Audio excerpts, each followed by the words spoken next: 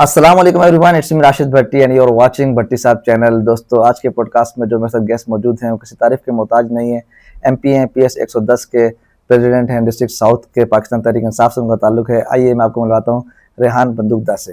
अस्सलाम वालेकुम सर, कैसे हैं? ठीक हैं आप? वालेकुम सलाम भट्टी साहब, बिल्कुल ठीक। सर, सबसे पहले तो बहुत ही आपका जो ना आपने अपना कीमती वक्त में से हमारे लिए वक्त निकाला और हमारे प्रोग्राम में शामिल हुए, बहुत शुक्रिया अदा करता हूँ आपका। रेहान बंदूकदा भाई, आप मुझे ये बताएं कि पाकिस्तान तहरीक इंसाफ से ताल्लुक है आपका और इस वक्त बहुत जवाल चल रहा है पाकिस्तान तहरीक इंसाफ के ऊपर, आपके कायद के ऊपर। तो किस वक्त में आपने पार्टी ज्वाइन की थी? तब अरूज में थी या उस वक्त भी जवाल में थी, या कोई नामो निशान था उस वक्त उसका? मैंने तो पार्टी ज्वाइन की थी 2013 में। 2013 में? अच्छा, 2013 में जब हम कराची में डॉक्टर आरिफ अलवी ने डिसाइड किया था कि क्लिफ्टन डिफेंस और सदर की कॉन्स्टिट्यूंसी से लड़ेंगे, तो मैंने उनकी one of the first people to join his campaign team. अच्छा, जब हमने शुरुआत की तो ऐसा कोई यकीन नहीं था कि हम जीतेंगे। हम तो इसके लिए निकल गए थे कि एक प्रिंसिपल स्टैंड है हमारा पार्टी का, हम कुछ उस पे खड़े हैं कि उसूलों पे कि पाकिस्तान इस डायरेक्शन में जाना चाहिए, ये चीज़ें होनी चाहिए, ये चीज़ें जनरल आवाम को मिलनी चाहिए। हम वो स्टैंड लेके चले थे। 1.5 महीने पहले इलेक्शन से हम लोग ऑर्गेनाइज हो रहे थे, लोग हम ख्याल लोग आते चले गए, आते चले गए, आते चले गए। हम अपना सफ़र जारी रखा। हमने 2 हफ्ते कैंपेनिंग के निकले और हमें समझ आया कि नहीं, यहाँ लोग चाह रहे हैं कि कोई नई पार्टी है। यहाँ एक बयानिया है जो इमरान खान साहब का है, वो यहाँ फैल रहा है। तो जैसे जैसे इलेक्शन करीब आता गया, हम लोग यकीन आता चला गया कि भाई ये इलेक्शन तो हमारा ही है, हम जीतेंगे। फिर जो 2013 में हुआ, जिस तरह से इलेक्शन रिजल्ट हुए, और अल्हम्दुलिल्लाह अल्लाह ताला ने इज्जत बख्शी, और 2018 में तो हमें पूरा कराची ने सपोर्ट किया ही किया। आप जो जवाल बोल रहे हो, हम इसको जवाल लेके नहीं चल रहे, हम इसको लेके चल रहे हैं कि ये जिद्दोजहद का हिस्सा है। सही। पाकिस्तान को बदलना है। अच्छा, पाकिस्तान को बदलना कोई आसान फॉर्मूला नहीं है कि किसी ने छड़ी चलाई और पाकिस्तान बदल गया। इसको टाइम लगेगा। इसमें हम कहते हैं ना, निज़ाम में एक दीमक लगी हुई है। पहले तो दीमक को हटाना है, उसका इलाज करना है, फिर वो जो दीमक ने जो जो चीज़ें खाई हैं उनको हमें सही करना है, एक नया स्ट्रक्चर खड़ा करना है। क्योंकि कोई भी बिल्डिंग है, उसको आप ऊपर से सिर्फ पेंट कर दो और कॉस्मेटिक उस पर चेंजेस कर दो तो वो मजबूत नहीं हो जाती। आपको मजबूती ग्राउंड अप देनी है, और वो ग्राउंड अप मजबूती के लिए हम जिद्दोजहद कर रहे हैं। खान साहब, यकीन मुझे मालूम है कि जेल में है, लेकिन हमें यकीन है कि ये जो बयानिया ये हर शहरी पे फैल रहा है। सही। जो चीज ये रोकना चाह रहे हैं वो चीज और हो रही है। आज देखिए, बच्चे को पता है कि फॉर्म 45 47 क्या है, डेमोक्रेसी क्या होती है, लोकल बॉडी इलेक्शन में कभी इतना किसी ने हिस्सा नहीं लिया। तो ये वो उजाला ही है जो पूरे मुल्क में फैल रहा है, और इंशाल्लाह आने वाले दिनों में ये उजाला पाकिस्तान को बहुत आगे ले जाएगा। तो हमारा तो मकसद ये है, हमारा मकसद पावर नहीं है। रेहान साहब, 2013 में आपने पाकिस्तान तहरीक इंसाफ ज्वाइन की, उससे पहले किसी पार्टी का असर है? नहीं, मैं बिल्कुल भी नहीं। जाहिर बात है, बस कराची में पॉलिटिक्स तो चलती रहती है, तो हमारे दोस्तों को हमने देखा है, दोस्त अहबाब को देखा है, कोई पीपीपी में गया, कोई एमकेएम में गया, कोई जमात इस्लामी में गया। मैं खुद सेंट पैट्रिक्स हाई स्कूल में पढ़ता था, और एक ज़माना हमने देखा है जो सेंट पैट्रिक्स कॉलेज पीएसएफ के अंडर होती थी, फिर वो एमकेएम का दौर आया तो एपीएमएसओ के अंडर आई। तो वो जो चेंज आया, जो लड़ाई झगड़े हुए, वो हमने अपनी आंखों से देखे थे।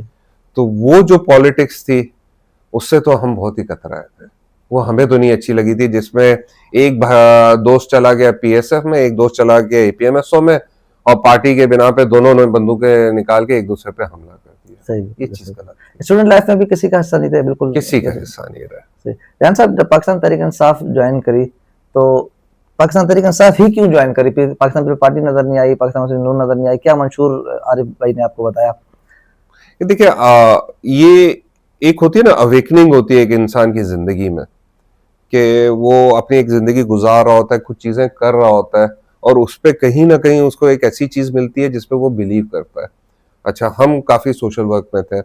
मैं वर्ल्ड मेमन ऑर्गेनाइजेशन का रीजनल जनरल मैनेजर भी रहा हूँ। अच्छा, उससे पहले आपको याद होगा जब फ्लड्स आए थे 2010-2011 में, तो सिंध में उससे पहले कोई जा नहीं सकता था हमारा कराची वाला। हम बोलते थे कि भाई हैदराबाद के आगे जाएंगे तो लुट जाएंगे। लेकिन जब वो सैलाब आए थे, तब सबसे पहले शिकारपुर सखर में एड ले जाने वाले कराची वाले थे। उनमें से मैं था। उनके साथ सब लोग, हम लोग एक राशन की ट्रकें ले जाते थे, फिर आहिस्ता आहिस्ता बढ़ता चला गया, लोगों की मदद बढ़ती चली गई, वहाँ टेंट सिटी बनाई। अच्छा, हमने क्या देखा कि सैलाब आया, हम मदद कर रहे हैं, अगले साल भी मदद की, 1-2 साल बाद भी मदद की, जितने वक्ती तौर पे राशन हम दे सकते थे हमने दिए, जितने घर हम बना सकते थे हमने बनाए, लोगों को छत दी। लेकिन एक रियलाइजेशन हिट की कि ये जो काम है, एनजीओ का जो काम है, ये हम लोग है ना थोड़ा सा सपोर्ट कर सकते हैं। बिल्कुल ऐसे ही। हम बहुत कम डिफरेंस बना सकते हैं, इमरजेंसी आती है, इमरजेंसी में हम आगे आ जाते हैं, हाथ बटा देते हैं, लेकिन ये एक लॉन्ग टर्म सॉल्यूशंस आपके पास गवर्नमेंट के पास है। ऐसे ही। अच्छा, वो सॉल्यूशंस क्या है कि आपको उस एरिया को डेवलप करना है, आपको उस एरिया के जो लोग हैं उनको वो माशी लेवल पे लाना है कि वो खुद अपने हिफाजत कर सके, अपने सही पक्के घर बना सके, अपने बच्चों को खाना खिला सके। उनको कराची वालों की जरूरत नहीं चाहिए, अंदरूनी सिंध वालों को। तो उसी पे फिर वो एक शिफ्ट आया कि भाई आप सोशल वर्क से ज्यादा you have to be part of the political process, जहां डिसीजन मेकिंग में कुछ गड़बड़ आ गई है, something has gone wrong over the years. आप जाके देखो हमारे हालात ऐसे पीछे दुनिया कहाँ निकल गई है, और अभी भी हम ट्यूबवेल से वो औरतें इतना लंबा चल के बिल्कुल जाती है, ऐसे ही। पानी के वो मटके लेके पानी निकालती है और बेचारी चल के वापस आती है, क्या हाल क्या है उनका। तो वो तो गवर्नमेंट की जिम्मेदारी है ना। अब हम या तो ये बोल दें कि साइड पे खड़े होकर सोफे पे बैठ के हम बोले कि नहीं यार गवर्नमेंट ये गलत कर रही है, ये गलत कर रही है, ये गलत कर रही है, या तो ये करें, ये एक ऑप्शन है जो हमारे सारे पाकिस्तानी हम लोग लेते हैं। दूसरा ऑप्शन क्या है कि आप आगे बढ़ो और be part of the government, आप चेंज लाओ, जो आप एडवोकेट कर रहे हो वो दूसरा नहीं ला रहा तो आप ले आओ। सही। तो इस तरह से फिर पीटीआई का मंशूर दिखने में लगा कि हाँ यार हम लोग को कुछ चेंज करना है। खान साहब जो बोल रहे हैं corruption is main part of the problem. आपकी कंट्री अल्हम्दुलिल्लाह बहुत रेवेन्यू जनरेट कर रही है, बिल्कुल ऐसे। अगर वो रेवेन्यू सही लग जाए तो ड्रास्टिक चेंजेस आ सकती हैं इस मुल्क में, वो बिल्कुल। चेंजेस आपको लानी है। तो इसलिए मुझे पीटीआई अपील की थी, खान साहब अपील किए थे। बात सही है, हर कोई बोलता है हम तो खान साहब के डाई हार्ट फैन है, बिल्कुल। हम तो उनके लिए जान देने के लिए रेडी हैं। तो खान साहब के जो प्रिंसिपल्स हैं वो ज्यादा अहमियत रखते हैं, ऐसे। हमें वो प्रिंसिपल्स फॉलो कर रहे हैं हम लोग, और इंशाल्लाह पाकिस्तान को लेके चलेंगे आगे। जैन साहब मुझे एक बात बताएं कि आपकी हुकूमत आई 2018 के अंदर, सही ना? तो आपने भी जैसे बात बताया कि सोशल सर्विसेज आप करते थे सैलाब वगैरह के अंदर, तो एक हुकूमत आपने गुजार ली, पूरी 3.5 साल आप हुकूमत करी। तो जो सैलाब में हालात हमारे मुल्क के 10 साल पहले होते थे, आज भी सैलाब के अंदर हमारे मुल्क के हालात बिल्कुल वैसे ही हैं, बल्कि उससे भी ज़्यादा बदतर हो चुके हैं। तो आपकी गवर्नमेंट ने भी कोई इकदाम नहीं किया? कैसे नहीं किया, हमारे पास जो 5 साल आए थे, देखिए कंटेक्स्ट ले, 5 साल हमें मिले थे। अच्छा, 2018 में जब हमें हैंड ओवर हुई थी गवर्नमेंट, तो गवर्नमेंट बैंकरप्ट थी। अच्छा, ये मुझे मालूम है कि हर कोई बोलता है, जो भी नई गवर्नमेंट आती है बोलती है पिछली गवर्नमेंट ने हमारा पाकिस्तान का दीवार निकाल दिया, लेकिन वो फॉर श्योर बैंकरप्ट थी। तो एक तो चैलेंज वो था कि पहले इकोनॉमी स्टेबल करो, सही। फिर आप जब बोलते हैं ना कि आपने कुछ नहीं किया, आप उससे पहले आपको याद होगा कि जरदारी साहब ने 18 अमेंडमेंट पास कर दी थी। अब 18th अमेंडमेंट टेक्निकली तो बहुत ही साउंड उसमें पॉलिसीज हैं कि भाई आपके सूबाओं को ये हुकूक मिलने चाहिए और ये चीज आपके जो सूबे हैं वो सब देखेंगे, क्योंकि हमारे पाकिस्तान प्रोविंशियल फेडरेशन है। अब यहाँ प्रॉब्लम क्या आ जाता है कि कोई अच्छी चीज को भी आप गलत तरीके से यूज कर सकते हो। अब जितना भी फंड है जो फ्लड रिहेबिलिटेशन का था, जो लोगों की अपलिफ्टमेंट का था, वो गया सिंध सूबे पे। अब उनका काम था कि उसको सही जगह पे लगाना, वो सही जगह पे लगा ही नहीं। अब कुछ एग्जांपल्स मैं इसे ही आपको दे देता हूं जो पीटीआई गवर्नमेंट के हैं। पीटीआई गवर्नमेंट के पास उन्हीं के एक सीनियर लीडर आए, उन्होंने बोला कि भाई हमें यहाँ प्रॉपर्टी बनानी है, मैं यहाँ सोसाइटी बनाऊंगा, और ये वो बहुत सीनियर लीडर थे, खान साहब के बहुत करीब थे, पार्टी को बहुत सपोर्ट करते थे, लेकिन सिर्फ यही नाजायज बात पे उनकी आपस में बुरा भला शुरू हो गया बोलना। पार्टी से निकल गए, उनको इजाजत नहीं दी गई। अब वही हाउसिंग सोसाइटी इस गवर्नमेंट ने पीएमएलएन ने बनाई, और अब आप देख रहे हैं सारा का सारा सैलाब का जो पानी जो लाहौर का उस जगह पे डंप होता था और पूरे शहर को बचाता था, आज वो जगह भी डूबी हुई है और पूरे शहर में भी वो पानी जा रहा है। देखिए ये गलतियां हो जाती है। अच्छा, दूसरा वो जो वक्त था पीटीआई का, उसमें आप देखो दुनिया का सबसे बुरा वक्त हालिया पिछले 100 साल में आया था कोरोना वायरस का। दुनिया का सबसे बिल्कुल बड़ा, जिसमें कभी हमने जिंदगी में सोचा भी नहीं था कि ऐसा हाल होगा कि पूरी दुनिया बंद पड़ी हुई होगी। लेकिन वो वक्त आया था, और वो वक्त आया था, खुदा ना खास्ता पीटीआई के अलावा कोई और गवर्नमेंट होती तो आप जरा सोचो तो सही, इस मुल्क का क्या हाल होता, यहाँ के शहरियों का क्या हाल होता। और यहाँ पीटीआई की गवर्नमेंट में क्या हुआ कि पूरी दुनिया में माना गया कि best response system in the world, one of the best response system in the world वो पाकिस्तान का रहा। बिल्कुल। हमारे सब शहरियों को मुफ्त की वैक्सीन लगी, इसमें कोई अमीर नहीं, कोई गरीब नहीं, सबको लगी, और सबको इज्जत से लगी। ये नहीं कि उनको लाइनों में जलील होना पड़ा, उनको सोर्सेज यूज करनी पड़ी, कोई बड़ा आगे चला गया, छोटा पीछे रह गया, ऐसा नहीं था। सब बराबर थे, सबको लगी। दुनिया में ये बोला गया कि भाई आप बंद कर दो, सारा कारोबार बंद कर दो, तो खान साहब वो थे जिन्होंने रियलाइज किया कि ये डेली वेज वर्कर्स जो हमारे मुल्क में है ये कितने जरूरी है, उनका घर कैसे चलता है।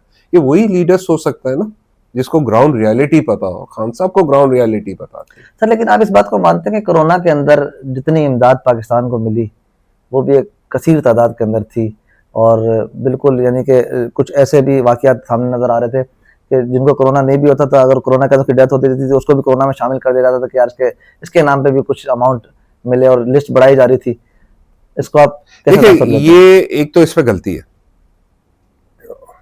अच्छे काम होते हैं ना तो बुरे लोग बातें फैलाने में बहुत आ जाते हैं। देखिए, आपको नंबर्स बढ़ाने से ना कोई फायदा नहीं हो रहा था, आपको इमदाद तो वैसे ही मिल रही थी। अच्छा, इमदाद आपको उन ममालिक को वैसे ही ज्यादा मिल रही थी जो सबसे ज्यादा वल्नरेबल थे। अच्छा, पाकिस्तान वल्नरेबल लिस्ट पे था। अच्छा, एक और सबसे बड़ा वो, आप पैसे किसको देते हो जिसपे आप भरोसा करते हो ना, सही। उसको आप पैसे दे दोगे कि यार ये काम करेगा, ये अच्छा काम करेगा। हम ज़कात के पैसे भी अपने ऐसे ही निकालते हैं कि हर कोई जो मांग रहा है उसको नहीं देते। आपको पता है कि उस बंदे ने लिए और गलत काम के लिए इस्तेमाल कर लिया, उसको आप दोबारा नहीं दोगे। आप उसको दोगे जो आपका वो जो पैसा है उसको अपना समझ के सही जगह पे लगाएगा, लोगों को फायदा होगा। ये पीटीआई गवर्नमेंट को इसके लिए पैसे मिले कि उनको पता था कि सामने जो लोग है वो इज्जतदार लोग है, वो इसको अमानत लेके लोगों पे लगाएंगे, अपनी जेबें नहीं भरेंगे, अपनी वीगोए नहीं खरीदेंगे, अपने आलीशान महल नहीं बनाएंगे, लोगों के पास पैसे जाएंगे। तो जो बैनुल अक़वामी जो कम्युनिटी थी उन्होंने तो दिल खोल के दिया, और इसीलिए तो वन ऑफ द बेस्ट रहा। सर लेकिन मैंने अक्सर देखा कि पाकिस्तान के जितने भी यानी कि मेरे पास प्रोग्राम में पाकिस्तान तहरीक इंसाफ के जितने भी लोग आते हैं, जब उनसे उनकी हुकूमत के हवाले से सवाल किया जाता है तो वो सिर्फ कोरोना को बीच में ले आते हैं। लेकिन कोरोना के अंदर अगर देखें मुल्क को खसारा था तो इमदाद भी बहुत अच्छे तरीके से हुई। बिल्कुल। वो इमदाद फिर किस तरीके से कहाँ यूटिलाइज की ये नजर नहीं आता। सिर्फ 12,000 रुपए दिए गए एहसास प्रोग्राम के जरिए, वो हमने देखा कि पाकिस्तान तहरीक इंसाफ ने 12,000 रुपए वाला जो एक प्रोग्राम निकाला था वो दिए गए। तो उसके अलावा तो यानी कि हमने नहीं देखा कि किसी को कुछ दिया गया हो, किसी को घर बना के दिए हों, या फिर वो इमदाद कहाँ चली गई? देखो, इसको भी मैं सारी करेक्शन करता रहा, ठीक है। आपको जो कोरोना की जो इमदाद मिली थी ना, वो आपके पर्सनल रिहेबिलिटेशन पे नहीं मिली थी। आपको जो कोरोना की इमदाद मिली थी वो आपको मिली थी कि आपके जो वैक्सीनेशन प्रोग्राम है उसको सपोर्ट करती थी, ठीक है। अच्छा, वैक्सीनेशन प्रोग्राम को क्या सपोर्ट की कि जो आपने सेटअप किया उसको सपोर्ट किया उसने। जो आपके इंजेक्शंस आ रहे थे, आपके फाइजर के इंजेक्शंस थे, आपके चाइना से बाद में इंजेक्शन आए थे, वो सब खरीदने के लिए कॉस्ट होती थी। देखो, वो फ्री नहीं दे रहे थे वो कंपनीज ने, बल्कि कोरोना की वजह से तो अपने रेट्स भी बहुत हाई कर लिए थे। आपको पता होगा उनकी शेयर प्राइसेस कहाँ चली गई थी। तो एड उसके अगेंस्ट थी, इंजेक्शंस के अगेंस्ट। अब आपका क्या होता था कि या तो आप एड इंजेक्शंस और उसके वैक्सीनेशन प्रोग्राम में लगाओ या नहीं लगाओ, या खा जाओ। आपकी अकाउंटेबिलिटी फुल हो गई। आप जो बोल रहे हो ना कि लोग बोलते हैं कि कोरोना के टाइम का, तो वो ये था। उसका ना घर का कुछ था, ना आपका पर्सनल स्टाइपेंड कुछ आपको उसका मिलता, ना डेथ पे आपको उसके पैसे मिलते, ना आपको और कोई मंथली सपोर्ट उसमें से आती। तो ये जितनी भी एड आई उसकी थी नहीं। आप कहना ये कि जितना भी इमदाद आया वो सारा वैक्सीन के अंदर चलेगा, सारे वैक्सीनेशन के लिए ही था। देखिए, देखिए, जब भी आप किसी को पैसे देते हो ना, आप बोल के देते हो कि ये इस काम के लिए इस्तेमाल होने, और वो काम के लिए आपने इस्तेमाल किए। आप अगर फिगर्स उठा लो, सारे अवेलेबल हैं कि पॉपुलेशन वाइज जितनी वैक्सीन लगाएगी पाकिस्तान में एज अ परसेंटेज, वो एक तारीखी अमल था। कभी ऐसा नहीं हुआ, और दुनिया के और कोई मुल्क में ऐसा नहीं हुआ ना, हुआ ही नहीं कि आप लगा सको। तो एक हम क्यों बार बार इसको एम्फसाइज करते हैं कि यार ये सबसे बड़ा सक्सेसफुल है ही है पीटीआई रही है कि आपके पूरे नेशन को बचा गई। अगर ये डेथ्स आप खुद सोचो 20% और ऊपर निकल जाती तो हमें कितना बड़ा सोसाइटी का प्रॉब्लम हो जाता। क्या हो जाता, ये नहीं होता कि खाली इकोनॉमी की बात कर रहा हूँ, आपके घर में डेथ शुरू हो जाती है, आपके बच्चों के, आपके माँ बाप की। तो हम तो बोलते हैं पीटीआई खान साहब ने उसको बचाया। अच्छा, कोरोना हम क्यों हाईलाइट करते हैं कि वो बहुत विजिबल है। सही। आप अगर थोड़ा सा हट के मैं आपको इकोनॉमिक्स बताऊं तो आपको याद होगा कि हम तो बोल ही रहे ना कि हाल बहुत बुरा था इकोनॉमी का, तो हम आईएमएफ से लड़ रहे थे कि हमें इतने बुरे कंडीशंस आप नहीं दो। लोग उस पर भी बोल रहे थे कि यार आप आईएमएफ का पैसा रोक रहे हो, इकोनॉमी डाउन हो रही है, लेकिन हम उन चीजों पे अग्री नहीं कर सक रहे थे जो मुल्क की मफाद में नहीं हो ना, तो उसमें हम गए। फिर हमने उस वक्त डॉलर आई थिंक 100-125 का था, 10 रुपए हम लोग ने इकोनॉमी स्टेबल करने के लिए गिराया, तो लोग शोर मचाना शुरू हो गए कि यार ये तो गलत है। लेकिन रियलिटी हम देख रहे थे ना फाइनेंस की। क्या अब क्या हाल हुआ, अगर हम उस वक्त कामयाब हो जाते, हम कर लेते हैं, हमारे टांगे नहीं खींची जाती, तो ये फिलहाल 300 का डॉलर नहीं होता, आजकल 300 के करीब है, 292 पे चल रहा है। कहाँ गई वो चीखें, वो जो आवाजें थी जो पेट्रोल पे जब 100-125 का था, 5 रुपए बढ़ाने पे शोर मचाया जाता था, आज उन्हीं की गवर्नमेंट ने पेट्रोल कितना 281-282 पे रखा हुआ। कहाँ गए वो बोलते थे जो मुल्क से धोखा कर रहे हैं। देखिए ये सब स्टेबिलिटी का हुआ है। आपको अपने आप को सही करना है तो टफ डिसीजंस लेने पड़ते हैं। अच्छा, एक डिसीजंस होते हैं कि आप मुल्क को दाव पे लगा दो और लोगों को खुश कर लो क्योंकि आपको अगले वोट लेने। अब इनका क्या काम है, पैसे ले आए, करोड़ों रुपए ले आए, आधे लोगों को ऐसे ही फ्री में दे दिए, आधे जेब में डाल दिए। भाई 10 साल बाद देखा जाएगा ना, हम इन्हीं पैसों से वोट खरीद लेंगे। दूसरा होता है कि मुल्क के लिए अच्छा करो, तो वो टफ डिसीजंस लेने होते हैं। आपको जब अपना घर भी चलाना होता है तो आपको पता ही आपकी सख्त फैसले करने पड़ते हैं। हाँ, सख्त फैसले करने पड़ते हैं। ये आपकी इनकम है महीने की, इसमें आपको रहना है, इसमें सेविंग करनी है। हर किसी को शौक है हर दिन बिरयानी का, किसी को शौक है बाहर का, लेकिन वो आप नहीं कर सकते हो। जैसे आप बोल रहे हो ना, सख्त फैसले करने पड़ते हैं, तो वो सख्त फैसले मुल्क की बेहतरी के लिए ही होते हैं, और वो हमने किए थे, और उसमें हम बड़े खुश हैं कि यार हम इस पे लगे रहते हैं। और प्रोविंसेस को हम धक्का देते रहते थे कि भाई ये पॉलिसीज आपको करनी है। कराची को कितना फंड दिया गया, लेकिन हम फंस गए कि of course provincial government PPP के पास थी, हम पीपीपी के लिए थ्रेट थे। जो एक वफाक आपके पास थी सर, वफाक हमारे पास थी।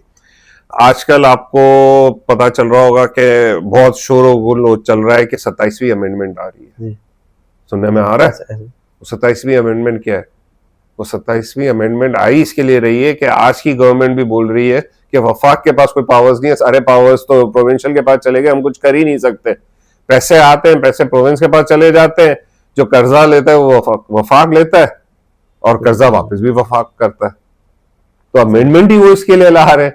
तो वो बात के वफाक आपके पास थी। देखो एक फैक्ट शो हो रहा है अभी भी कि पावर्स कितने वफाक के पास हैं, कि अभी जो इतनी ऑल पावरफुल, जिसके पास पुलिस भी है, जिसके पास आपकी आर्मी भी है, जिसके पास आपकी जुडिशरी भी है, जिसके पास आपकी फेडरल गवर्नमेंट बैठी हुई है, वो चाह रही है कि उनके पावर्स वापस रिस्टोर हो जाए।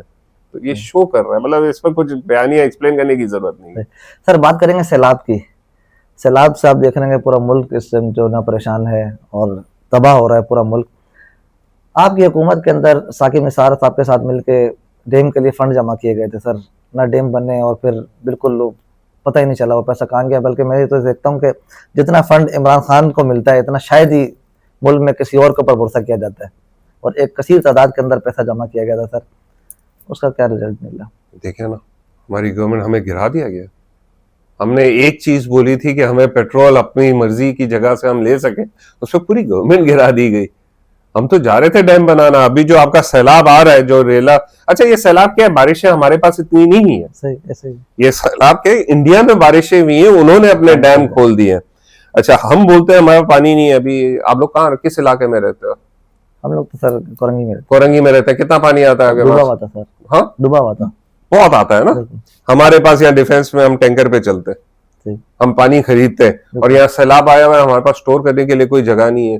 तो यार वो खान साहब की बात सही थी ना, हमें डैम की जरूरत है।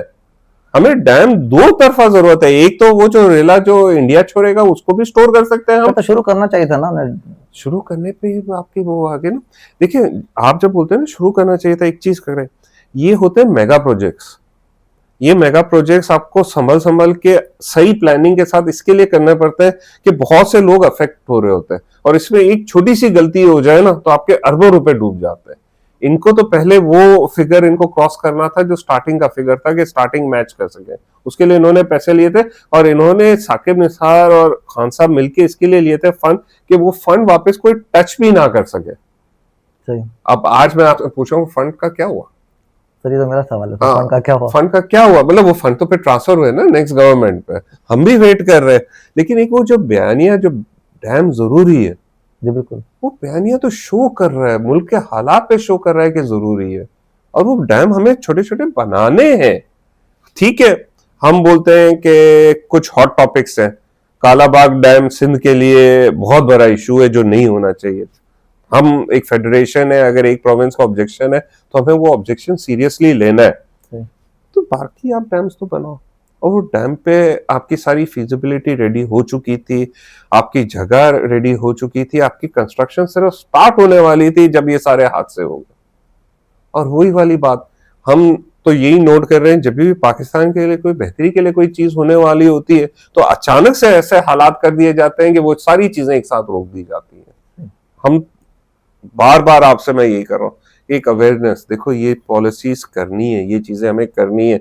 अभी भी हम असेंबली में बैठे हुए, सिंध असेंबली में हम प्रमोट यही कर रहे हैं कि ये जरूरतें ये की जानी चाहिए। ये 17 साल से ये बैठे हुए हैं, पीपीपी की गवर्नमेंट बैठी हुई है सिंध में। आज तक आपने कोई बात सुनी कि कोई ऐसा प्रोजेक्ट जो ये पानी को सेव कर सके? आज तक सुनी? मैंने तो नहीं सुनी है। क्यों नहीं कर रहे? हर साल फ्लड आता है। अभी तो ये मजाक उड़ाया जा रहा है कि पेशन गोई होती है कि फ्लड आ रहा है, बारिशें आ रही हैं तो गवर्नमेंट खुश होना शुरू हो जाती है, चलो इंटरनेशनल एड आएगी। अभी तो ये हाल हो गया, इतना मजाक हो रहा है, फिर भी ये नहीं समझ रहे। अच्छा, इसमें मैं आपको एक और चीज पॉइंट आउट करूंगा कि जब कालाबाग डैम का इशू उठा था ना, तो बेनजीर भुट्टो ने एक बड़ी अच्छी बात की थी।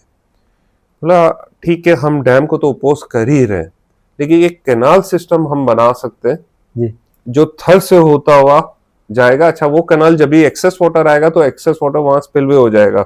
अगर आप थोड़ी सी भी सिंध से वाकिफ है तो वो थर और ये जो पूरा एरिया है, यहाँ बारिशें बहुत कम हो, बिल्कुल, यहाँ पानी की बड़ी बहुत किल्लत है। तो आप ये एक्स्ट्रा पानी वहां से डाइवर्ट करके निकाल दो। और हिस्टोरिकली सदियों साल आप पहले चले जाओ तो वो जो आपकी सिविलाइजेशन थी, उन्होंने ये बनाया था, यही उन्होंने सोल्यूशंस निकाले थे।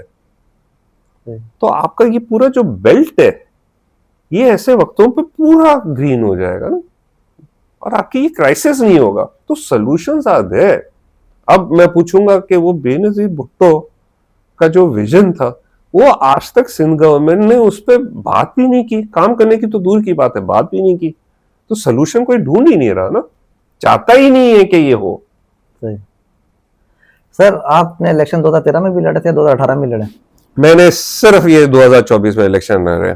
मैं हमेशा पीटीआई का सपोर्टर रहा हूं, और मैं यही देखता हूं कि भाई कौन अच्छे लोग हैं जो इलेक्शन में खड़े हो रहे हैं, कौन अच्छे लोग हैं जो आगे पार्टी में आ रहे हैं, उनको हम सपोर्ट करते थे, उनको आगे करते थे, और फिर अपने बिजनेस पे, अपने उस पे। सर ये आजकल बड़ा तासुर है 45 और 47, ये आप देख रहे हैं कि 45 वाले हैं और 47 वाले हैं।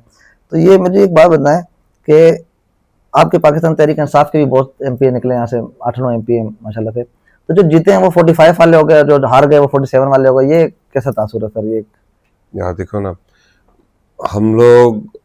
हम क्लेम करते हैं और विथ एविडेंस क्लेम करते हैं कि पूरा कराची स्वीप किया। इसमें खाली एमपीएस नहीं है, एमएनएस भी हमने सारे स्वीप किए, कोई हमारे मुकाबले नहीं था इसमें। लेकिन दी गई सिर्फ 8 या 9 एमपीए की सीटें, 9 दी गई थी, उनमें से पहले भी एक और भी ले ली।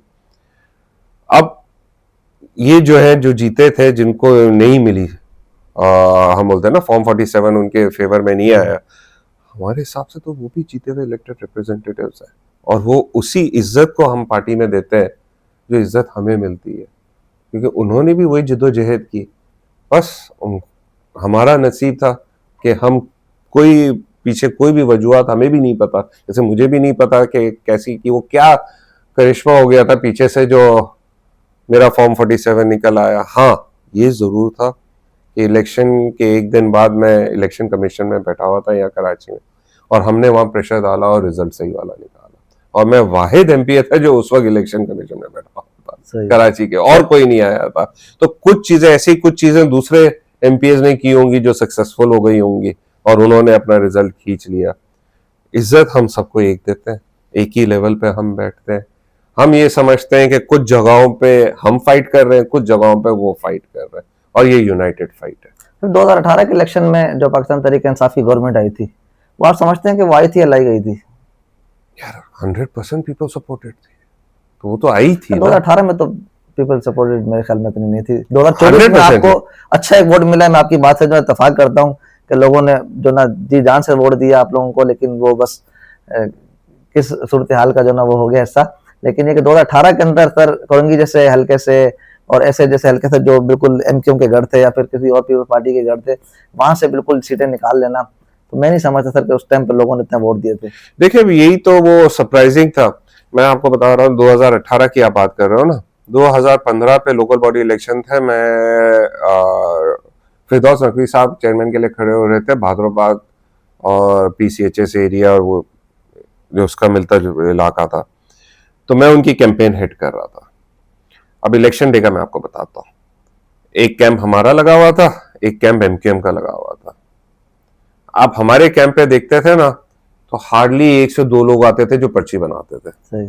एमक्यूएम के कैंप पे एट ए टाइम रश होता था, 50-60 लोग खड़े होते थे, पर्चियां बना रहे होते थे, सब कुछ चल रहा होता था। जब वोट सामने आए ना तो 90% ऑफ द वोट आपके पीटीआई के कैंडिडेट को मिले और एमक्यूएम को कुछ भी नहीं मिले। ये चेंज आया 2018 में, जो लोगों को समझ आए कि जो एमक्यूएम का जो दौर था ना, लोग जितना एमक्यूएम के साथ खड़े हुए थे वो अब खत्म हो गया। आपके 2 हिस्से हैं कि आप खुद आवाम के उस पे आए या लाए गए। ठीक है, फर्स्ट हिस्सा तो आवाम की सपोर्ट तो 100% थी। लाए गए में मैं क्वालिफिकेशन ये करूंगा कि ऐसा नहीं हुआ कि उन्होंने वोट चेंज करके ले आए, उन्होंने सिर्फ हमें अलाउ किया आने के लिए कि ठीक है कि असली जो वोटिंग है जो हुई है उसी के हिसाब से रिजल्ट दिए जाएंगे आपको। इसका मतलब ये है कि 2018 में फेयर इलेक्शन मैं सब कराची वाले हैं ना जी, ठीक है ना।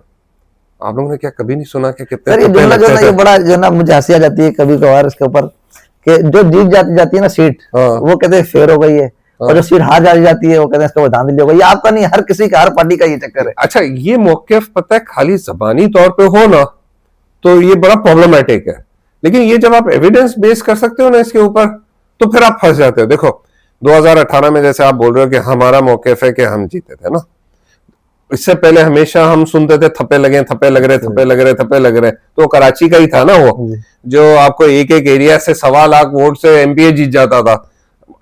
भाई 1.25 लाख वोट आपने इतने एक पोलिंग स्टेशन पे लिए, जो आप खड़े हुए थप्पे भी लगा रहे हो तो भी इतने वोट नहीं बन सकते कि एक थप्पा लगाने के लिए आपको 15 सेकेंड चाहिए। तो ये तो एक एविडेंस हो गया। अच्छा, दूसरा क्या है, हम तो बोल रहे हैं ना कि 2024 के इलेक्शन हम तो चैलेंज कर रहे हैं कि जितने भी फॉर्म है आपके जो साइंड है आरओ से, आपका फॉर्म 45 क्या है आप बताओ। फॉर्म 45 ये है कि ये बैलेट बॉक्स में से इतने वोट इसके निकले, इतने वोट इसके निकले, इतने वोट इसके निकले, यही है ना, सही, उसी का टोटल करता है वो, जैसे ही है। ठीक है, वो फॉर्म 45 आपका आरओ का साइन हो तो फिर को तो और कोई एविडेंस आपको नहीं चाहिए ना। फॉर्म 47 क्या है कि जब ये 45 और 46 उधर चले जाते हैं आरओ के पास, वो एक फॉर्म इशू करता है अपना लिखा हुआ, वो ग्राउंड पे नहीं है, उधर से नहीं आया, उसके पास जो फॉर्म आया उसके आगे उसने साइन ऑफ दिया अपनी ऑफिशियल, वो आप चेंज कर दो तो आपके पास तो एविडेंस मौजूद है। तो इस पे सिर्फ ये नहीं कि बयानिया ही है कि 2018 में मैं बहुत चीजें सुनी कि यार इस इलाके में एमक्यूएम जीत गई थी लेकिन पीटीआई को दे दिया, इस इलाके में एमक्यूएम जीत गई पीटीआई को दे दिया। एक केस तो मुझे बताओ कराची का जिसमें एमक्यूएम ने बोला हो कि हमारे फॉर्म मौजूद है, आप चैलेंज कर लो। एक केस तो बताओ, कभी सुना है आपने? बल्कि उस जमाने में भी खान साहब ने केस किया था कि 5 सीटें हम लोग के पास और आने की थी, उस पर केस करो, आप खोल के देख लो। यही हुआ था ना, उस वक्त भी हम ही खड़े हुए थे। देखो हम ये सीख गए थे कि आप, लेकिन उस वक्त भी वो उन्हीं सीटों के ऊपर फाइट कर रहे थे ना जो सीटें वो हार चुके थे। जीती हुई सीट तो उन्होंने एक भी नहीं खुलवाई ना, फिर इंसान जीती हुई सीट भी खुलवाया कि ये हमारी जीते, इसमें भी धांधली हुई होगी। भाई जीती हुई सीट मैं थोड़ी बोलूंगा कि खोलो।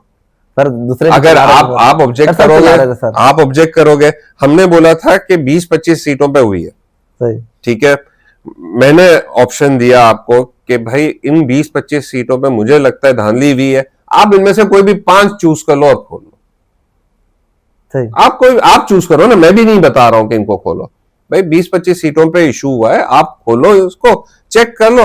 अगर 5 में से आपको नहीं मिले तो ठीक है, मैं गलत, मैं रेडी हूं, 20-25 की बात ही नहीं करते। 5 में आपको मिले कि एटलीस्ट 4 में प्रॉब्लम हुआ है तो फिर 20-25 की बात हो सकती है ना, इससे फेयर क्या होगा? और वही फेयरनेस आपको दी हमने।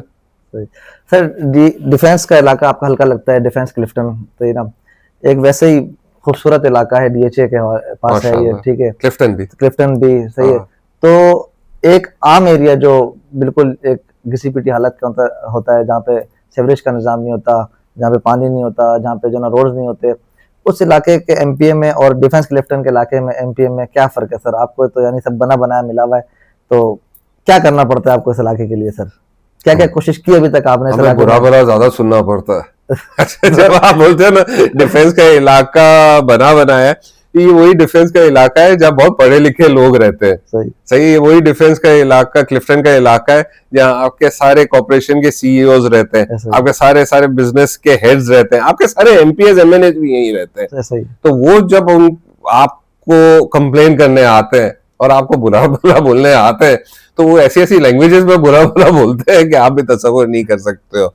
बेचारे जो दूसरे मोहल्लों में रहते हैं वो थक चुके हैं शिकायत कर करके, बिल्कुल थक चुके हैं, उनको पता है कुछ बदलना नहीं है, ये हालात ऐसे ही है। लेकिन यहाँ अभी भी जिदोजहद चल रही है। अच्छा, एक तरीके से ये जहन अच्छा है ना, तभी तो हम लोग डिफेंस और क्लिफ्टन से पीटीआई शुरू हुई है, क्योंकि वो रियलाइज करती है कि चेंज आना चाहिए, अभी कब तक नहीं आएगा। और वही आपको देख लेना, यहीं से आपका पीटीआई का प्रेसिडेंट आया, यहीं से आपके सिंध का गवर्नर आया, इसी इलाके से जो जीते थे ना। तो ये वो मिक्स एंड मैच है जो हम बोलते हैं कि अगर कराची लीड कर रहा है तो यहाँ हमारे इंटेलेक्चुअल जो जितने भी लोग हैं वो यहाँ से पूरे मुल्क को पुश कर रहे हैं, और इंशाल्लाह पुश करते रहेंगे, हम लाते रहेंगे ये चेंज। पार्टी ने जब 2024 में आपको टिकट दी, टिकट मिलते ही आपने मान लिया था कि बस ये सीट मेरी अपनी है, क्योंकि एरिया तो पीटीआई का ये सारा का सारा, जैसा भी आपने बताया? नहीं, जब टिकट मिली तो जीतने का तो छोड़ो, सबसे पहले तो ये था कि हमें ये नहीं पता था कि हमारी जिंदगी रहेगी कि नहीं रहेगी। उस वक्त तो जब टिकट मिली तो सबसे पहले हम घर आके अपने घर वालों को अपोलोजाइज किया कि देखो मैं ये जा रहा हूँ, अब जो भी है आगे अल्लाह वास्ते है, लेकिन ये एक हमने कदम उठा लिया है तो इसमें अब रुकना नहीं है, डट के रहना है। देखो हालात बहुत खराब थे, लोग डरे हुए थे, लोग अंडरग्राउंड थे। आपने मुझसे पूछा ना कि आप इससे पहले इलेक्शन में खड़े हुए कि नहीं खड़े हुए, हम नहीं खड़े हुए, क्योंकि हमारा कभी ये एम नहीं था कि एमपीए और एमएनए बन के कोई पर्सनल मफाद के लिए हम नहीं पॉलिटिक्स में आए हुए थे। लेकिन ये वो टाइम अचानक से आ गया था जो हम देखे थे कि बहुत सारे लोग अंडरग्राउंड में भागे हुए, कुछ लोगों के पीछे एस्टैब्लिशमेंट लगी हुई है और अच्छे लोग हैं, और कुछ लोग डर के भाग गए। तो वो जो वैक्यूम है वो फिल करने हम फिर आए थे कि यार नहीं, पीटीआई अभी भी खड़ी हुई है, हम वर्कर्स अभी भी खड़े हुए हैं, आप डरो नहीं, हम डट के मुकाबला करेंगे। सर खान साहब के लिए कभी जेल काटी? जेल काटी नहीं यार, अभी तक मैं इतना ग्रेजुएशन पे नहीं गया। नहीं, अरेस्ट हुआ। मैंने बैचलर्स की डिग्री ले ली है कि थाने में मुझे ले जाके बंद किया हुआ, उससे हायर डिग्री लेनी भी नहीं है, अल्लाह ना करे, लेकिन नहीं अभी तक मैं। अच्छा रेहान साहब, मुझे एक बात ये बताएं कि पाकिस्तान तहरीक इंसाफ के चेयरमैन इमरान खान साहब ने जब तहरीक का आगाज किया तो उनका पहला नारा मेरे ख्याल में यही था कि करप्शन के खिलाफ, मुल्क को करप्शन से पाक करना है। लेकिन आप समझते हैं कि उनके साथ जिन लोगों ने पीटीआई बनाई, जैसे कि जहांगीर तरीन हो गए, अलीम खान हो गए, या फिर और जितने भी बड़े बड़े नाम थे, वो सब आहिस्ता आहिस्ता उसने किनारा करते रहे, या फिर उनको पार्टी उन्होंने छोड़नी पड़ी मजबूर होकर, या फिर इसकी क्या वजह है कि वो टीम अच्छी नहीं मिली उनको, या फिर लोग उनसे दिल खराब हो गया इमरान खान से, ये क्या वजह सर? मेरा तो बहुत आसान सा जवाब है, जितने नाम आपने लिए आपने उसी में अपना जवाब दे दिया कि करप्शन के खिलाफ थे, इंसाफ के साथ थे हम लोग। तो जो जो इन चीजों में मुलविस थे उन्होंने खुद नहीं किनारा पकड़ लिया, साइड पे हट गए। अभी भी आप देखो कि जितनी उंगलियां उठाई गई थी जिन लोगों के ऊपर, जब ये हालात खराब हुए तो सबसे पहले भागने वाले वही थे। तो हम तो पार्टी में बहुत खुश है, हम तो बोलते सफाया हो गया। फिर एक टाइम आया कि इमरान खान के ऊपर खुद इल्जाम लगे करप्शन के। कितने लगे, कितने केसेस है? अभी 150 केसेस लास्ट मैंने सुने थे, 200 पे फिर क्रॉस हुआ। तो सारे इल्जाम लगे, एक प्रूव नहीं कर पा रहे, एक प्रूव नहीं कर पा रहे केस जो करप्शन के इमरान खान साहब के ऊपर है। इनके पास ज्यादा सबसे बड़ा वो जो आया था, जो इन्होंने शोर मचाया, वो तोशा खाना पे, वो एक घड़ी पे शोर मचाया है। और उसमें हम बार बार बोलते हैं ठीक है चलो हम मांगे, अगर ये गलत है ये चीज जो हुई है, आप पिछले 10 साल का रिकॉर्ड निकाल लो और सबको एक साथ एक ही उसमें कटेरे में ले और देखो क्या होता है। आप 10 साल का रिकॉर्ड तो निकाल के देखो क्या क्या हुआ है। हाँ, कुछ नहीं तो जमीन का कारपेट तक उठा के ले गए, जो आपके वो जो लगाए हुए थे प्रेसिडेंट हाउस में, पेंटिंग्स लगाई हुई थी, जो चीजें सजाई हुई थी वो ले गए, जो गिफ्ट्स आए थे वो गिफ्ट तो ये समझते हैं कि वो गिफ्ट तो थे ही उन्हीं के। पीटीआई की गवर्नमेंट में क्या होता था, एक प्रोटोकॉल होता है कि आपका हेड ऑफ स्टेट कोई गिफ्ट देता है तो आप उसको जमा कराते हो, उसकी बाकायदगी से रजिस्टर पे एंट्री होती है।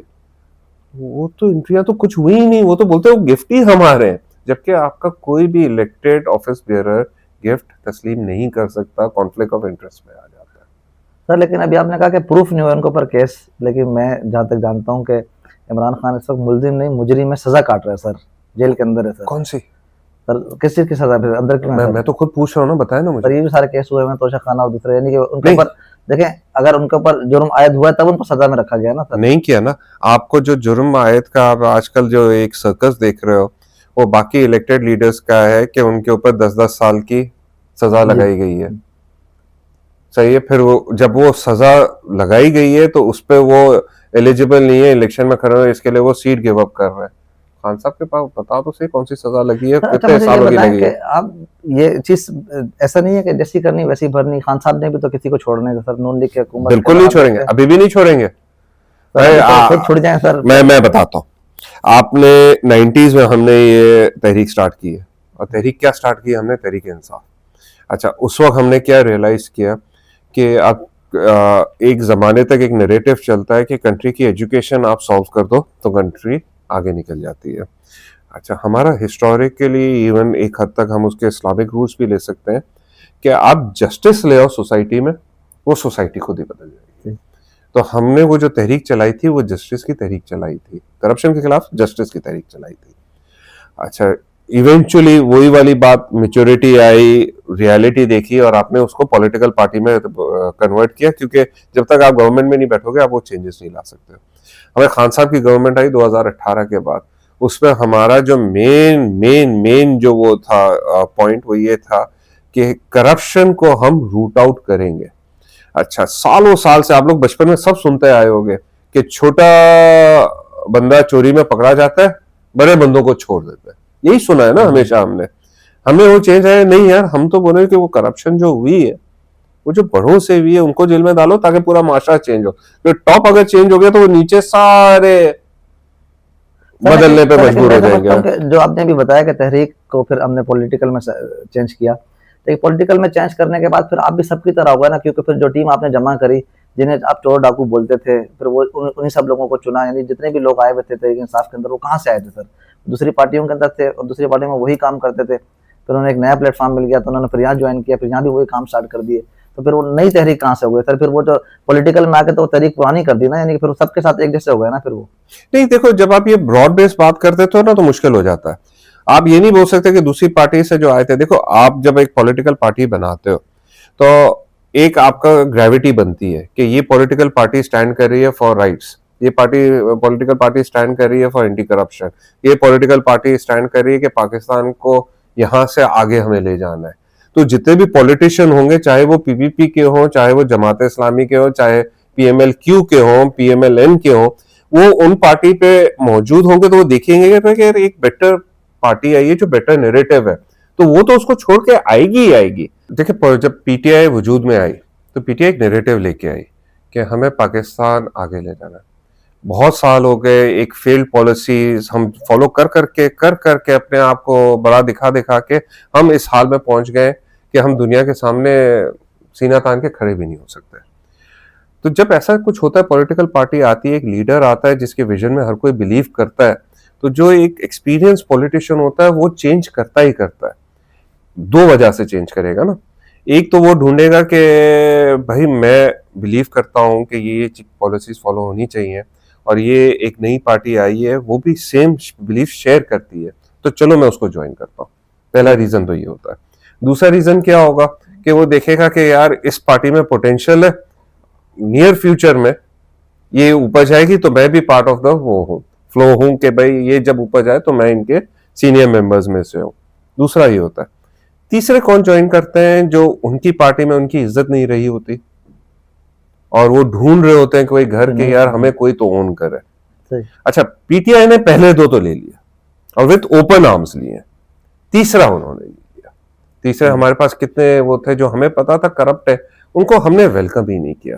देखिए, आपको कहीं ना कहीं ये लचक तो दिखानी पड़ती है कि इनोसेंट अंटिल प्रूवन गिल्टी, और बहुत से ऐसे थे जो जिनके ऊपर ठीक है तोहमतें उठाई हुई थी लोगों ने, लेकिन जब तक वो पीएमएल-एन का हिस्सा थे तो वो बिल्कुल दूध के धुले हुए थे, और जब उन्होंने पीटीआई ज्वाइन कर दी तो अचानक से पीएमएल-एन और पीपीपी ने रियलाइज किया कि नहीं भाई ये तो बहुत ही करप्ट है, इसके लिए उसमें जा रहे। तो हम देखो, आदमी को कहीं ना कहीं हमें मौका तो देना है, और आपने सवाल पे ही पूछ लिया कि ये लोग छोड़ के चले गए, तो आपने वही नाम ले लिए जो हमें पता चल गया करप्शन कर रहे हैं, हमने उनको बोल दिया साइड पे। देखिए, खान साहब नहीं कॉम्प्रोमाइज करेंगे, करप्शन नहीं कॉम्प्रोमाइज करेंगे, और जितने हम पीटीआई वाले हैं जो खान साहब के बिलीव करते हैं, वो भी कोई नहीं कॉम्प्रोमाइज करेगा इस चीज पे। नहीं चाहिए हमें, आए अगर हमें दिखे कि अच्छा काम कर रहे हैं, वेलकम टू वर्क। हमें दिखा कि वो करप्ट है, वो उल्टी सीधी प्रैक्टिसेस कर रहे हैं, तो प्लीज हम उनको आहिस्ता आहिस्ता आहिस्ता दरवाजा दिखा देते हैं कि भाई आप चले जाओ, हमें नहीं चाहिए। और यही पॉलिसी हम आगे भी फॉलो करेंगे। सर, 3.5 साल की हुकूमत के अंदर इमरान खान ने पाकिस्तान के लिए क्या काम किए? ओह, मैं तो गिना गिना के थक जाऊंगा। चलो कुछ हाइलाइट्स बता देता हूँ। भाई, आपकी स्मॉल इंडस्ट्रीज को इन्होंने प्रमोट किया। हम लोग आज तक क्या कर रहे थे, एक पॉलिसी थी कि कुछ ऑर्गेनाइजेशंस थी जो बहुत बेनिफिट उठा रही थी और वो जायंट हो चुकी थी। अब वो बेनिफिट भी गवर्नमेंट से उठा रही थी, आपको सुई गैस भी कम रेटों पे उनको मिलता था, उनको बिजली भी कम रेटों पे मिलती थी, वो अपने प्रॉफिट शेयर करती थी और आपस में ही मिल बांट के खा जाती थी। हमने रियलाइज किया कि स्मॉल बिजनेसेस हैं जिससे ये मुल्क जिसपे स्टेबल खड़ा हुआ है, फिलहाल चल रहा है, उनको इंकरेज करने के लिए हमने लोन्स निकाले। हमने एक मुहिम चलाई, जैसे आपने अभी शुरू में बात की थी, बेनजीर इनकम सपोर्ट प्रोग्राम तो सबको पता है सिंध में है। हमने कौन सा नाम से निकाला? एहसास प्रोग्राम। देखिए, हमने सबसे पहला काम तो ये किया, हमने इसको पॉलिटिसाइज नहीं किया, नहीं तो ये खान साहब प्रोग्राम के नाम से भी निकल सकता था। लेकिन पैसा कहां से आ रहा है? गवर्नमेंट की ट्रेजरी से आ रहा है जो हम दे रहे हैं लोगों को, तो क्यों हम लोग अपनी जाती उसमें प्रमोशन कर रहे हैं जो बेनजीर इनकम सपोर्ट प्रोग्राम को ज्यादा देर चलाया नहीं, एक दफा ही वो पैसे आए। नहीं, आपका एक दफा, देखिए आप एक दफा पैसे कौन से बोल रहे हैं? जो मंथली पैसे आए ना, ये प्रोग्राम इतना छोटा नहीं था। एहसास प्रोग्राम के बहुत सारे कंपोनेंट्स थे। सबसे पहला कंपोनेंट इसमें था कि जो केपी के और पंजाब के जो लोग हैं उनको फ्री मेडिकल सर्विस मौजूद थी। उसमें आपकी गवर्नमेंट आपको सबसे पहले एक आम शहरी को क्या देती है? उसको सिक्योरिटी देती है, उसको फूड सिक्योरिटी देती है, उसको हेल्थ बेनिफिट्स देती है। हमने सिक्योरिटी दी। आप देखे जितने भी टेररिस्ट अटैक्स थे और सारा क्राइम और सब कुछ हमारे टाइम पे कितना कम हुआ, क्योंकि पुलिसिंग इंप्रूव हो गई थी। उसमें से हमने पॉलिटिकल इंटरफेरेंस हटा दी थी। जो आपकी टेररिस्ट एक्टिविटीज थे, हम ऑलरेडी उनके साथ चले गए थे और बहुत हद तक क्या मतलब जीरो ही हो गए थे टेररिस्ट अटैक्स। तो आपने वो सिक्योरिटी दे दी। फूड पे हम लोग काम कर रहे थे कि भाई आप इसको बिल्कुल अवेलेबल करो, आपकी जो एसेंशियल अशिया है उनको आप एक्सपोर्ट नहीं करो, आपका उसका पहला हक जो है आके पाकिस्तानी शहरी का है, और वो उनको मिला, सब्सिडाइज रेट्स में मिला। तीसरा हेल्थ, वो एहसास प्रोग्राम के थ्रू हुआ कि आप कोई भी हॉस्पिटल में चले जाओ, क्यों गवर्नमेंट हॉस्पिटल खाली, आप कोई भी हॉस्पिटल में चले जाओ, दुनिया भर में ऐसा होता है, आपका वो कार्ड बना हुआ है, आप जाके अपना इलाज कराओ। ये किसने दिया है? आज तक तो किसी ने नहीं दिया, ये पीटीआई की गवर्नमेंट ने दिया था। फिर पीटीआई की गवर्नमेंट ने लोन देना स्टार्ट किया कि जो एंटरप्रेन्योर्स हैं, जो आपके आ रहे, जो ग्रेजुएट कर रहे हैं, उनको अपने बिजनेस स्टार्टअप्स के लिए लोन दिया। वो आपकी इकोनॉमी के लिए उसने सपोर्ट किया। पीटीआई के उसने आपकी कंपनीज जो ऑलरेडी चल रही हैं उनको टफ लोन्स दिए हैं सस्ते उसमें, ताकि जितनी चीजें आप इंपोर्ट कर रहे हो वो आप इंपोर्ट सब्स्टिट्यूशन पे वही चीजें आप पाकिस्तान में बनाओ ना। क्यों नहीं बना रहे हो? आप खाली एक इंपोर्ट नेशन क्यों बने हुए? आप एक ट्रेडिंग नेशन बने हुए हो। हम जब भी अपने उसकी बात करते हैं, कराची की भी अभी बात करते हैं, तो ज्यादातर चीजें इंपोर्ट हो रही होती है, आपकी चीज इंपोर्ट हो रही है, आपकी सारी खाने की अशिया इंपोर्ट हो रही है। तो खान साहब का विजन था कि यहाँ इंपोर्ट सब्सटीट्यूशन हो, इंडस्ट्रीज यहाँ लगे, और लगी है। आपको मैं यकीन दिलाता हूँ, कितनी रासुल खेमा की फैक्ट्रीज है जिन्होंने अपना सेटअप यहाँ लेके आई थी, और वो इसी उम्मीद में आई थी ना कि खान साहब ने आवाज दे दी है, पाकिस्तान के लिए आवाज दे दी है, हम तो वापस जा रहे हैं। कितने लोग आए थे, कितने लोग कनाडा से वापस आ गए थे, कितने लोग अमेरिका से वापस आ गए थे, और यहाँ इंडस्ट्री स्टार्ट हो गई थी। सही। अब क्या हाल है, सब वापस डेड हो गए। पिछले 3 साल में आप किसी भी महफिल में बैठ जाओ, एक ही बात छिड़ती है, एक ही बात, कि यार हमें यहाँ शिफ्ट होने का हम सोच रहे हैं, हम यहाँ के लिए पासपोर्ट बना रहे, मैंने अपनी जॉब एप्लीकेशन इस मुल्क में भेजी है, यार कोई तरीका हो, यार तेरा भाई वहां रहता हो तो उसको बोल यार मेरा ये थ्रू कर दे। यही बात चल रही है ना। तो आप ये शिफ्ट इन मेंटालिटी देखो, इससे बड़ा सबूत क्या है कि खान साहब की गवर्नमेंट, पीटीआई की गवर्नमेंट, जहां लोग वापस आपके मुल्क में आ रहे थे, और अभी पिछले 3 साल जिसमें इंटेंस आउटफ्लो है, इससे बड़ा प्रूफ क्या है कि खान साहब के टाइम पे अच्छा था। आप सपोर्ट कर रहे थे लोगों को, आप हारियों को सपोर्ट कर रहे थे, आप काश्तकार को सपोर्ट कर रहे थे।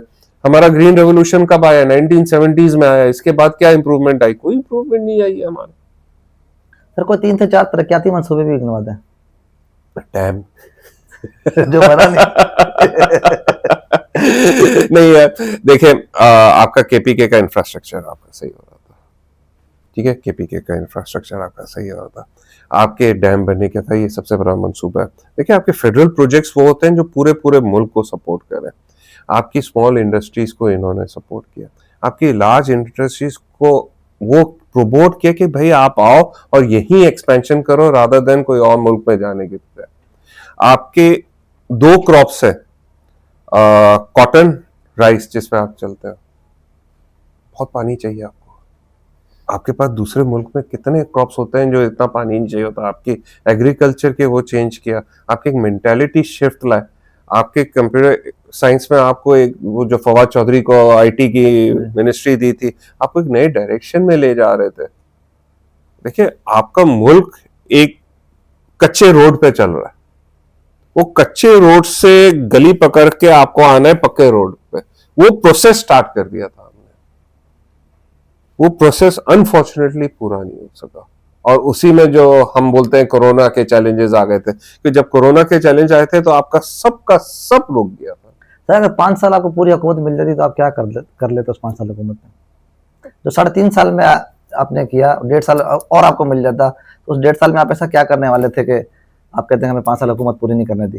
भाई हमने तो कह रहे थे ना, 2 स्टेजेस आ गए थे कि पहलों का जो मेसअप है पहले उनको कंट्रोल में लाओ, फिर आप टेक ऑफ करो। आपके रिकोडेक जिसमें इतने सारे आपके अरबों डॉलर, अभी वैसे वापस रिकोडेक भेज दिया गया है, लेकिन इतने अरबों डॉलर का आपके ऊपर फाइन लगा था, वो आपने सोल्यूशन पे ले आए। हम सीपेक के खिलाफ नहीं है, ठीक है ना, बहुत बड़ा मंसूबा है, पूरे मुल्क के उसका मंसूबा है, लेकिन आप हिस्टोरिकली देख लो, सीपेक से पहले यही इन्वेस्टमेंट्स आपके श्रीलंका में हुई थी, और श्रीलंका में आज ऐसा हाल है कि वो जो पोर्ट श्रीलंका ने दिया था वो कंप्लीटली उसने गिरवी रख दिया था चाइनीज को, और अभी उनके हवाले कर दिया। तो आपका एक पूरा यूनिट चाइना के हवाले हो गया। खान साहब ने वो उठाया था कि भाई हम सीपेक के साथ हैं, हमारा डीप सी पोर्ट होना चाहिए, लेकिन हम इन कंडीशंस में नहीं काम करेंगे जिसमें पाकिस्तान के वफाद में ना हो। तो वो हमने रीनिगोशिएट किया। कहते हैं ना कि मेसअप्स पहले सॉल्व किए। आपके जितने इलेक्ट्रिक के पावर जनरेशन के मंसूबे थे उनको वापस रीनिगोशिएट करने पे आए। आज आपको पता है आपकी बिजली सप्लाई हो रही है 25% मोर देन आपकी पीक डिमांड। तो आपका रेट जो 80 रुपीज पे गया हुआ है वो होना चाहिए 30-34 रुपीज पे, लेकिन क्योंकि उन्होंने मंसूबे किए हुए थे। आपके 150 मेगावाट का एक पावर प्लांट था जिसने एक भी बिजली का यूनिट नहीं प्रोड्यूस किया था, उसको आप हर साल कैपेसिटी पेमेंट्स कर रहे थे। मेसअप भी क्लियर करने पे लगे हुए थे ना। आप नए वो करने से पहले आप अपना हाउस इन ऑर्डर तो करोगे ना।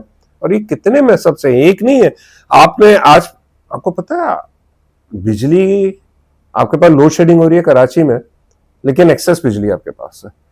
तो ये पता है आपके पास एक्सेस गैस भी है, आपने एलएनजी के कॉन्ट्रैक्ट्स किए हुए हैं कतर बेस्ड कंपनीज के साथ, जो आपको खरीदनी है गैस, सही। आपके पास गैस की यूसेज नहीं है, और वो हर महीने आपके पास आ रही है एलएनजी के शिप्स, लेकिन आपको लेनी है, आपने मुआहदे किए हुए। ये सारे मेसअप्स हैं जो पाकिस्तान को डुबा रहे हैं, और आपको उसकी पेमेंट्स करनी है। वो पेमेंट्स आप करते हैं, किकबैक्स आपके ये जो पॉलिटिशियन है जिन्होंने डील किए वो ले जाते हैं, और आपकी फ्यूचर जनरेशंस इनके वो कर्जे निपटाती रहती है, इंटरेस्ट पेमेंट्स करती रहती है। जो अचीवमेंट्स होती है वो ये नहीं होती कि आपने ये टावर बना दिया, आपने ये ब्रिज बना दिया, आपने ये एक बहुत बड़ा मंसूबा सामने ले आए जो सब कर रहे हैं। सबसे पहली अचीवमेंट तो वो होती है जो जख्म आपको लगा हुआ है, वो जख्म को पहले भरो। बिल्कुल। क्योंकि जब तक आप जख्म को नहीं भरोगे, जब तक आप सेहतमंद नहीं होगे, तब तक आप दौड़ने के काबिल ही नहीं बनोगे ना। आप पहले दौड़ने के काबिल तो बनो। सही। सर बात करेंगे आपकी एमपीशिप की, कि आप एमपी हैं पीएस 110 के। सर सबसे पहले मुझे एक बताएं बात कि एमपीए का काम क्या है? भाई टेक्निकली एमपीए का काम है कि अपने एरिया को रिप्रेजेंट करे, जो हम कहते हैं ना रोमन डेमोक्रेसी, एरिया को रिप्रेजेंट करे सिंध असेंबली में, और जो जो इश्यूज वहां उठ रहे हैं वो अपने एरिया की तरफ से उनको आंसर करे या इनिशिएट करे। सही। अच्छा, इसमें वो लेजिस्लेशन ड्राफ्ट भी कर सकता है। दूसरी, कभी कोई लेजिस्लेशन लाता है तो वो उस पर वोट करता है on behalf of his area, on behalf of his constituency, on behalf of the people living over there. Voters खाली नहीं उसके, चाहे वो पीटीआई को वोट करे कि ना करे, चाहे वो पीपीपी को वोट कर रहे हो, जमात इस्लामी को वोट कर रहे हो, उनका रिप्रेजेंटेटिव वो एमपीए होता है, और वो मेक श्योर करता है कि वो स्ट्रक्चर सही चल रहा है। वो जो सिंध गवर्नमेंट है उनको क्वेश्चन भी करता है, आपकी बजट एलोकेशन भी देखता है कि कौन से मंसूबे किधर लगने चाहिए, कहाँ नहीं लगने चाहिए। लेकिन अगर आप सिंगल लाइन पे डेफिनेशन मांगे तो वो representative of the people in Sindh assembly. Sir ये फंड्स मिलते हैं आपको? अब सिंध असेंबली में बैठे हुए हैं, सिंध हुकूमत फंड देती है आपको? अभी तक तो नहीं मिले, कोई फंड नहीं मिला अभी तक तो नहीं मिले। प्रॉमिस किए गए, अच्छा, मिले नहीं है अभी तक कुछ भी। प्रॉमिस क्या क्या किए गए? प्रॉमिस ये किया गया है कि 50 करोड़ आपको मिलेंगे हर एमपीए को, जिसमें से उन्होंने हमसे मांगे थे कि भाई आपके जो एरिया के डेवलपमेंट प्रोजेक्ट्स नेसेसरी हैं वो आप हमें डेवलपमेंट प्रोजेक्ट्स दे दो, और उन पे हम ये एलोकेट कर देंगे। तो वो इन प्योर सेंस फंड्स हमें नहीं मिलेंगे, लेकिन वो फंड्स एलोकेट हुए उन प्रोजेक्ट्स के लिए जो हमने नॉमिनेट किए। सही। सर आपके अपने हल्के के अंदर जो सबसे ज्यादा मसाइल कौन से हैं? हमारा देखो, मेरा जो हल्का है ना वो डिफेंस का पूरा एरिया, सारे फेजेस और उसकी सारी कॉलोनीज, क्लिफ्टन का पूरा एरिया, पूरा क्लिफ्टन और उसकी एसोसिएटेड कॉलोनीज। तो ये टेक्निकली है ना 4 हिस्सों में डिवाइड हो सकता है। डिफेंस जो जहां बड़े बड़े घर बने हुए हैं, फेज 1, फेज 2, फेज 3, और उसकी कॉलोनीज, ये 2 अलग अलग इश्यूज है। क्लिफ्टन जो वेल टू डू एरियाज है, और फिर उसके साथ जो कॉलोनीज लगी हुई है, तो ये 4 हिस्सों में। डिफेंस और उसकी कॉलोनीज का सबसे बड़ा मसला क्या है? पानी। सबसे बड़ा मसला पानी है। आपका 10 साल पहले डिफेंस में 9 एमजीडी पानी आ रहा था, सही, आज 2 आ रहा है। अब ये क्यों आ रहा है? ऐसा हुआ, वजह आपकी टैंकर माफिया। आप जो भी बोल दो, वजह एक ही है, टैंकर माफिया है। आपकी वो जो लाइन आ रही है उसमें बीच पे इतने कनेक्शन है कि सिंध गवर्नमेंट इज हेल्पलेस कि उन कनेक्शंस को रोक सके। तो जो आपका सीबीसी डीएच है वो अपने आप को कस्टमर बोलती है ऑफ सिंध गवर्नमेंट। उन्होंने डील की हुई है सिंध गवर्नमेंट से कि भाई हमें आप इतना पानी दोगे, और वो पानी नहीं मिल रहा है इन्हें। जब उनको पानी नहीं मिल रहा तो वो बेबस है, वो अपने रेजिडेंट्स को पानी नहीं दे सक रहे। इसी पे तो कुछ रेजिडेंट ऑर्गेनाइजेशंस ने डीएचए सीबीसी पे केस किया हुआ है कि भाई आप पानी का टैक्स किस बिना पे ले रहे हो, कि आप जब पानी दे ही नहीं रहे हो तो पानी का टैक्स किस बिना पे रहे हो। और इस पे जजमेंट है हाई कोर्ट की कि वो जो पिटिशनर्स है वो आप पानी का टैक्स नहीं दे रहे हैं, और किसी भी अगर रेजिडेंट को नहीं देना तो वो जजमेंट को कोर्ट कर सकता है। सब रेजिडेंट्स हम मेजॉरिटी दे रहे हैं क्योंकि हम भी यहीं रह रहे हैं। हम समझते हैं कि हाँ डिफेंस में रह रहे हैं, मिलजुल के रहना है, लॉज फॉलो करने, ज्यादा ऐसी चीजों में नहीं जाना जो इख्तिलाफ पैदा कर सके।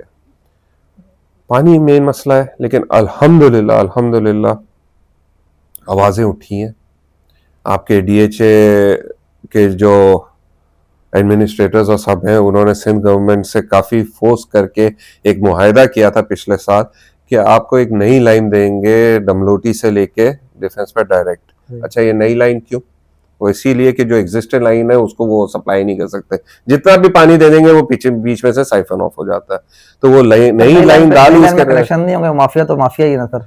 यार, एक होता है जो पहले लाइनें बनाई गई हैं जिसको आप फॉलो नहीं कर सकते, कहां से जा रही है क्या जा रही है। एक होता है कि आप नई लाइन डालोगे और वो विजिबल उसको इस तरह से रखोगे कि उसको आप कट नहीं कर सको, तो इजियर टू प्रोटेक्ट। सर इस माफिया को कौन कंट्रोल कर रहा है? ओह, काश हमें पता होता, हम उसके खिलाफ केस कर देते। तो आपको पता ही नहीं माफिया को कौन? हम बोलते हैं कि हर कोई, ऐसा लग रहा है कि हर ऑर्गेनाइजेशन में से कोई ना कोई इसमें मिलके इन्वॉल्व है, तभी तो ये इतना फ्लरिश कर रहा है।